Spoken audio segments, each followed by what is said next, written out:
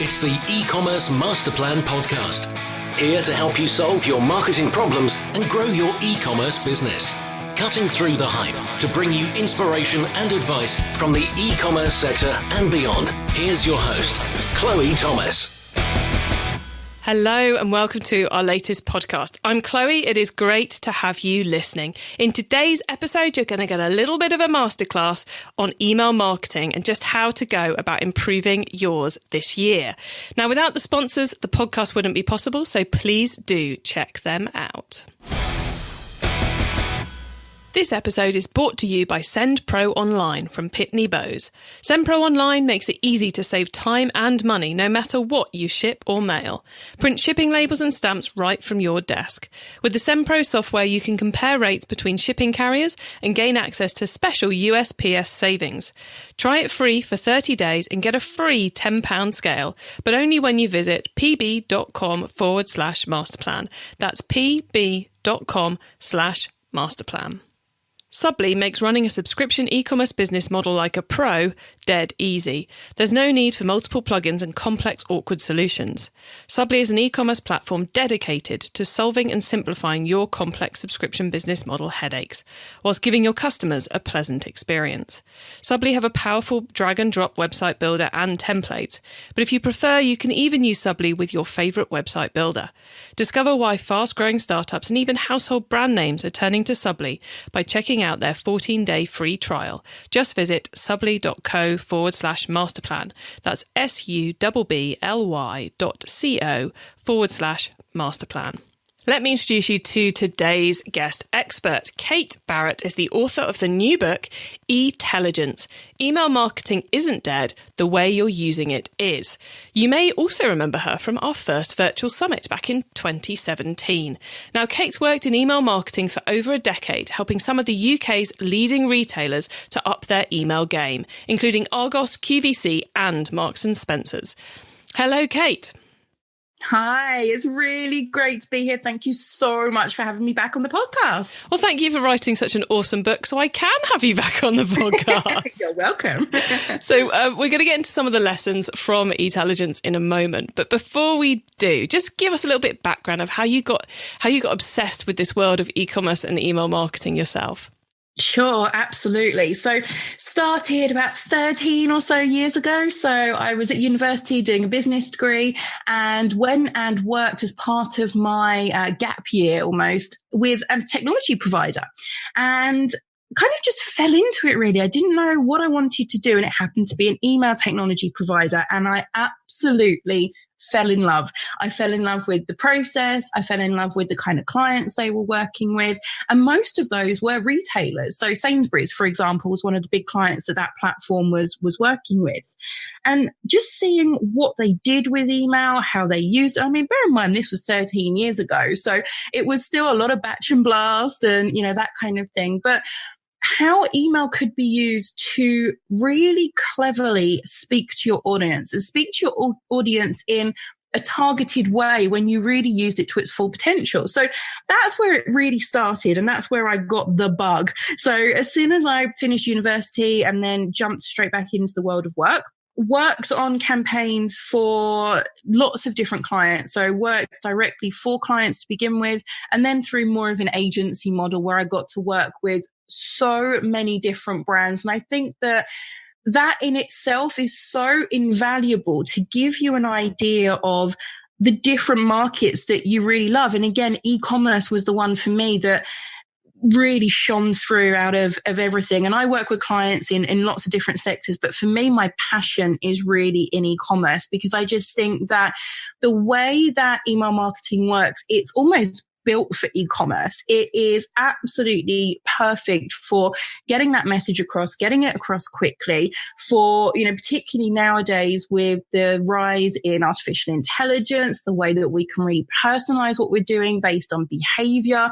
When you're really getting complex with email marketing, there is so much you can do and it really lends itself to going across that whole kind of portfolio of products that you have onto your website. So that's my absolute passion and being able to work with clients like Marks and Spencer, QVC, Nissan, Adidas, and a whole range of others has really solidified that passion. And then moving into my own business and running my own agency, so eFocus Marketing, where we offer consultancy, management and training services. Again, the reason that I started that business about just over 5 years ago now was to be able to help as many businesses as possible, specifically e-commerce businesses, to really make the most of their email marketing and make sure that they're putting the customer at the heart of everything that they do, because that's absolutely the key. So that's why I love it. And that's where I am now. It is a crazy addictive thing, email marketing. Oh, yes. It has to be said.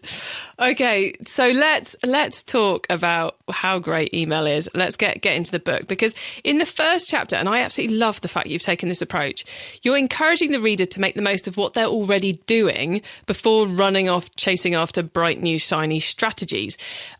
So for those who are listening, of which I'm sure there's many of you out there listening who have this on your to-do list this year, it's improve email marketing. Where should they start?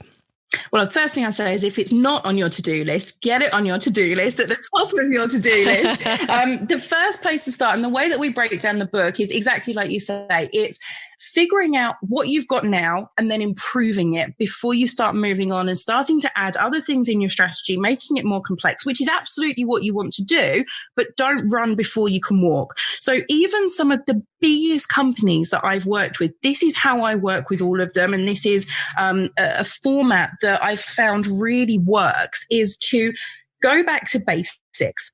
Figure out what it is that you've got in place now. And the first chapter of the book is all about auditing what you have. It's getting that overview, because whether or not you've just got a couple of campaigns running in your business and you know what those are, or whether you've got an extremely complex, intricate email marketing program that has triggered emails coming out of everywhere and campaigns that you're sending daily, if you don't know what you're sending, why you're sending it, who you're sending it to, you're going to fall down if you start trying to add new campaigns in. So start where you are now, figure out what you've got, and then optimize what you're doing, because there is often so much low-hanging fruit just in terms of pulling some little pieces out of your current campaign. So for example, let's say if you had an abandoned basket email that was set up at the moment. So somebody comes onto your website, they put products or a product into their basket, and then they bounce off again without actually purchasing it. A lot of people at the moment will perhaps be sending one email.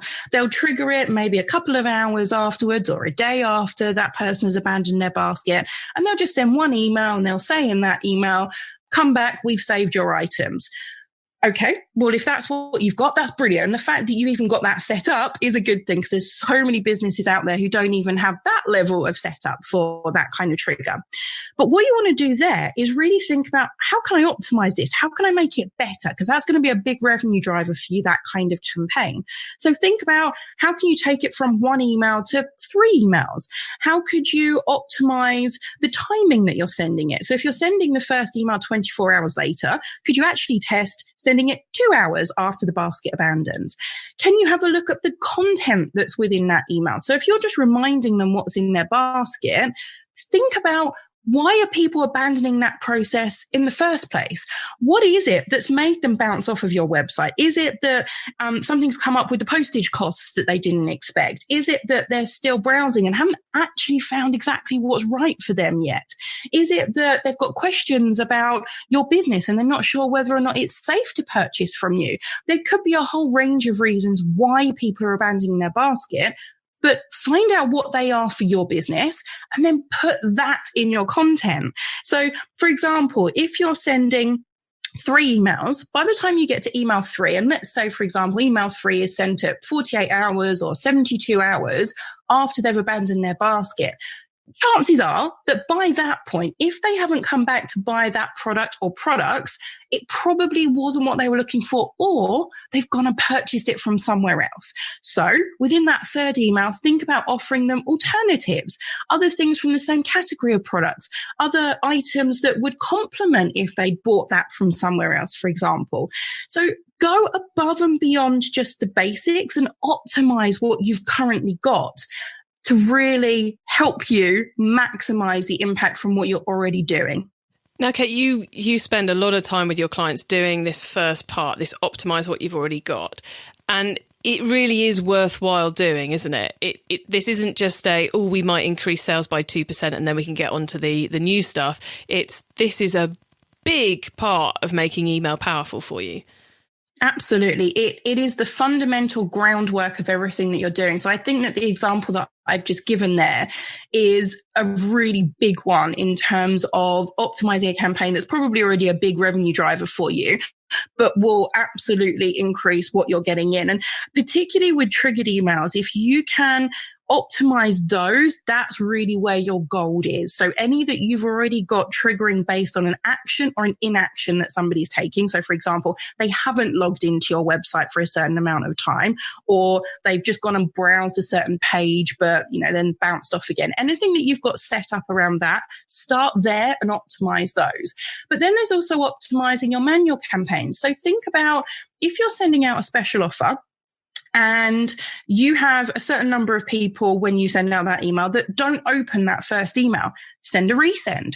So you're optimizing your strategy by making the most of the offers that you're sending. Now, don't do this for every email because you will drive people crazy and we don't want to do that. But if you've got something, say, once or twice a month that is a really prominent offer that you're sending out, think about 2 days after the first send, for anyone who hasn't opened or clicked on that email, resend it with a different subject line and, perhaps slightly different body copy or something ever so slightly different within the email. But it gives you another chance to get in front of those people, because just because someone hasn't opened an email, they might have been busy that day, might have had a load of other emails come in, they've missed it. So give them another opportunity to connect with you. And that's what this stage of the process is all about. It's about testing. It's about knowing what works for you, what doesn't work for you. It's about optimizing how you report on your emails. It's about optimizing how and when you send your emails.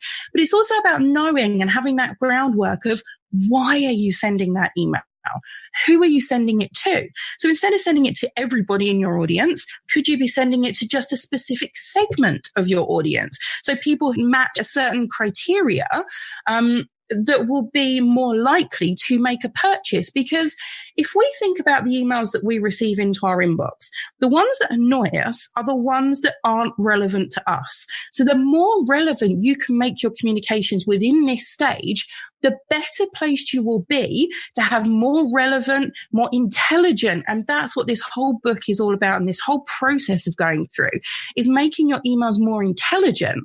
The more you can do that, the better placed you'll be to add new campaigns on in the future. Oh, you're just dripping with advice, Kate, today. I'm loving this.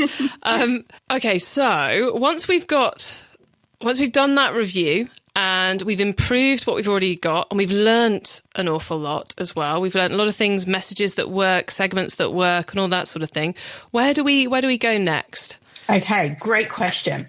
So the whole thing about email marketing nowadays is A, thinking about the technology that can help you take it to the next stage, but B, and actually probably more importantly, I should probably say these the other way around, is really understanding who your customers are, who your prospects are, and how you can best target them. Because once again, it's about being customer centric. It's about putting the customer at the heart of everything that you do. So the more you can understand them, and again, you've got this foundation from the first 2 chapters and what we've gone through and knowing what you've got and optimizing what you've got, the more you can understand your prospects and customers, the more you can find campaigns that aren't just I think that would be nice to have, but that will really target them and resonate with them and lead through to generating more revenue and a better return on investment, because that's what this is all about. We want to make the most of everything that you're doing. So one way to do that is, and everything that we do here will lead on to finding technology that will help you. So we'll talk about that in a minute. But one way to do it is to really think about your customer journey. And when we're talking about customer journey in this context, and there's lots of different ways to think about customer journey, but in this context, we're thinking about it in an email marketing arena. So we're thinking about from when they first find your brand and sign up for your email marketing, so go through your sign up process, to considering buying a product from you, to actually making that purchase, then trying to get them loyal to you and come back and make another purchase again and again and again. And then you will have that group of people that need reactivating, either to come back to your email marketing program, and engage with you there, or just in your brand, within your business in general. So to buy from you again. So we're thinking about, what are they going through at each of these stages? What are they trying to do?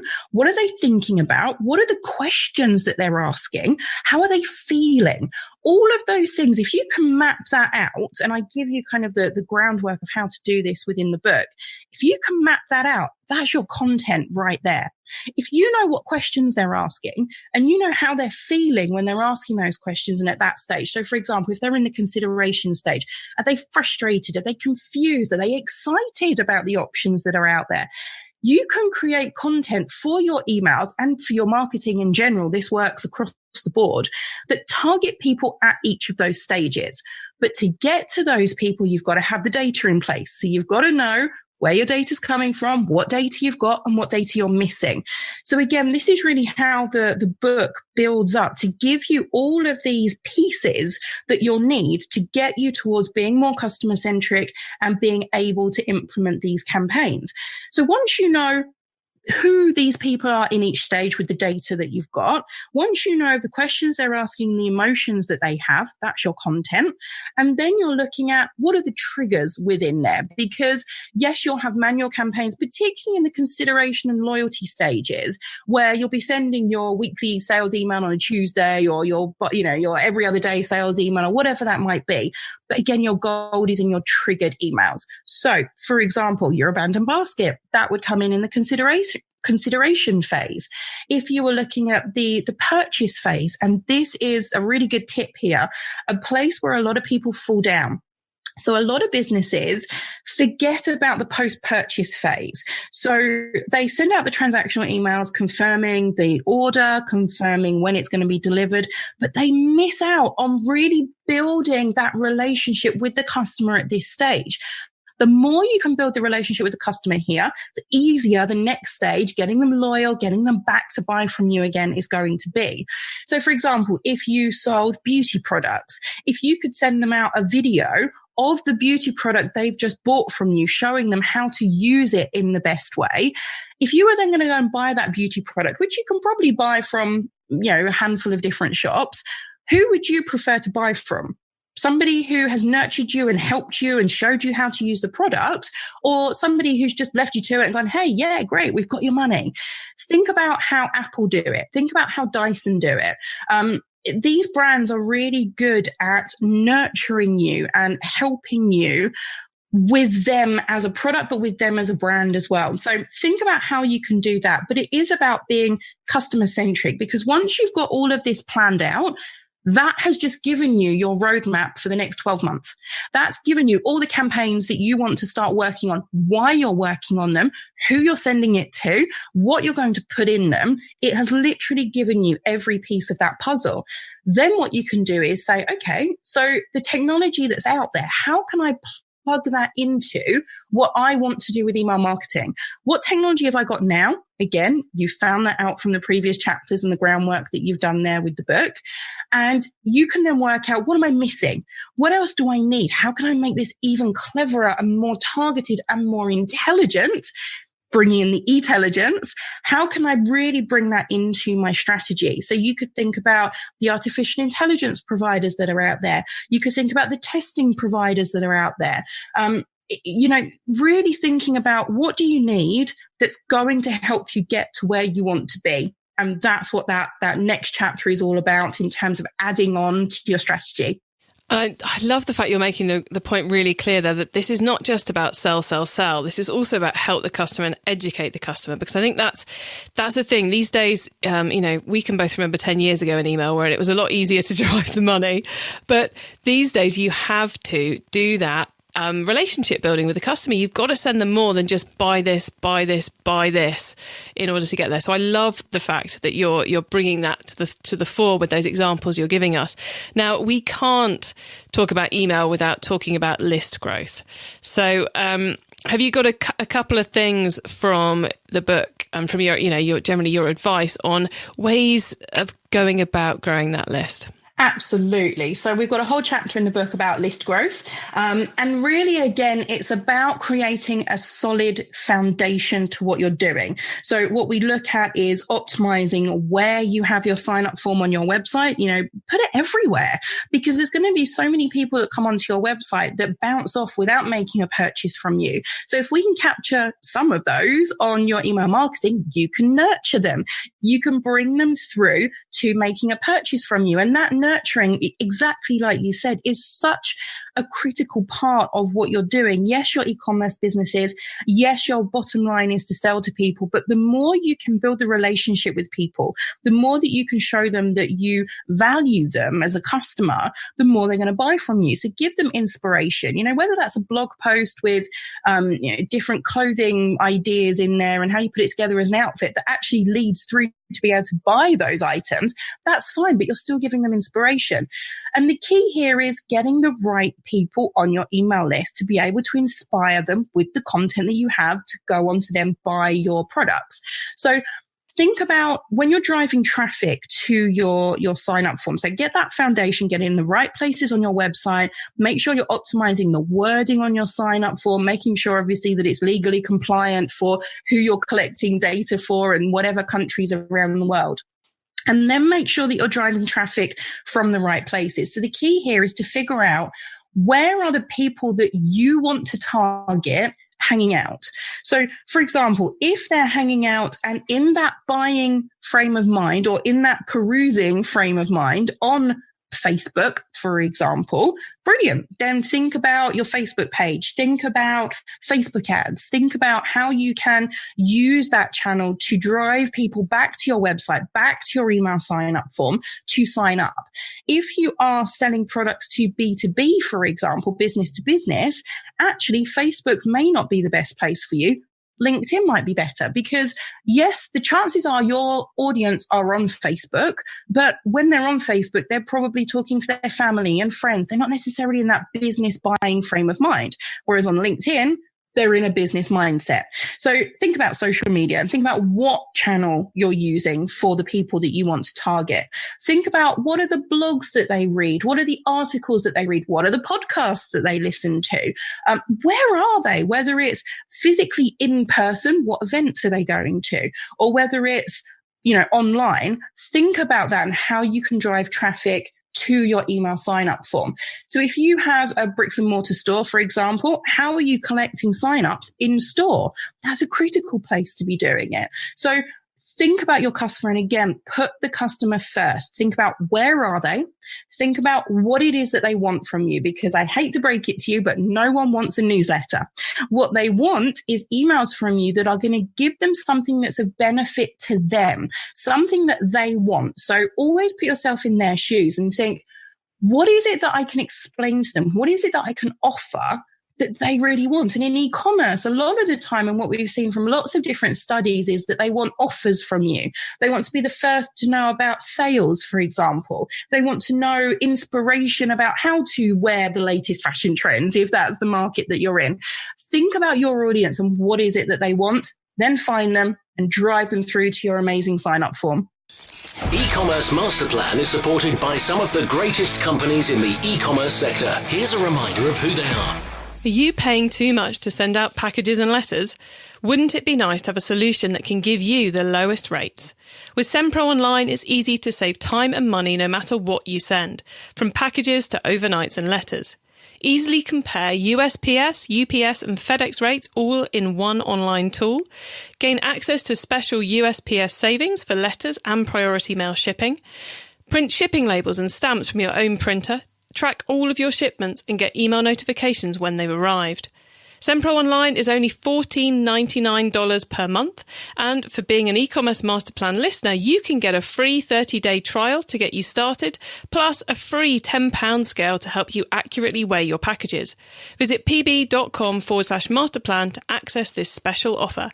That's pb.com/masterplan. Experience the better way to ship with a free trial of SendPro Online. Don't let churn or a shoehorn tech solution hold you back from growing your subscription model. Subbly is committed to your subscription success by providing you with the tools to let you do your job and focus on growth and marketing. Regardless if you're a one-person band, startup or large brand, this tried and tested subscription e-commerce platform takes away your tech headaches. Subbly's 5-star rated service has an incredibly helpful support team ready to assist you when you join their 14-day free trial. Check them out at subbly.co/masterplan. That's subbly.co/masterplan. It's time for the top tips round. So, are you ready? Okay, I'm here. Cool. Okay, the book top tip. If everyone listening to this podcast agreed to take Friday off and read a book to make their business better, which book would you recommend? Am I allowed to recommend my own book? But I will ask you for a second if you do your own book. Of course. So, well, if you're going to take the first Friday off, then read E-telligence, Email Marketing Isn't Dead, the way you're using it is. And if you're going to take a second Friday off, two of the books that I've really enjoyed over the last couple of years are the Karen Brady kind of autobiography, Strong Woman. That's quite an inspirational book to read in terms of how she's grown her career. And the other one is She Means Business by Carrie Green, which is a little bit of mindset, a little bit of kind of basic business. It's not an advanced read, I would say, but if you want some help getting your mindset in the right place, that's a really good one to read as well. Excellent. Okay, the traffic top tip. Which marketing method do you either prize above all others or think doesn't get the press it deserves? Oh, it has to be email marketing, because email marketing isn't dead. The way you're using it is. So it's definitely got to be email marketing, because it can be so targeted. It can be so personalized. It is the channel that you can really nurture people on. So I would say that all of the other marketing channels are fantastic, of course, but email is the one that underpins everything else that you do. So use what you're doing to drive to your email marketing and really get a solid strategy in place. Okay, the tool top tip. Maybe a collaboration tool, a social media plugin, a phone app, or just a way of working. Is there a cool little tool you use that makes you and your team more efficient from day to day? The one that we use every day is Asana. So we use Asana to kind of dish out tasks to each other, to keep each other on track on projects. And then we use Slack for communication. So rather than filling up our email accounts with lots of emails back and forth, we use Slack channels to keep up with different conversations about different clients and things like that. So Asana and Slack are the two that we use for communication and tasks, and then Dropbox for saving files so that we can all access them. 3 great more tips. Okay, the growth top tip then. If you met someone today who's focused on growing their e-commerce business from 100 orders per month to 1,000, what would be your number one tip for them? Surprisingly enough, grow your email list, but grow it with the right audience. So you think about who you're targeting, how you're getting them onto your list, and then how you are communicating with them after that. But it's got to be email marketing again, I'm afraid. It's cool. I always love consistency in answers. Kate, before we say goodbye, could you please let everyone know where they can get their hands on your new book, E-telligence, Email Marketing Isn't Dead, the way you're using it is? Sure. So if you go on to Amazon and type in E-telligence, then you will find the Kindle version and the paperback version of the book.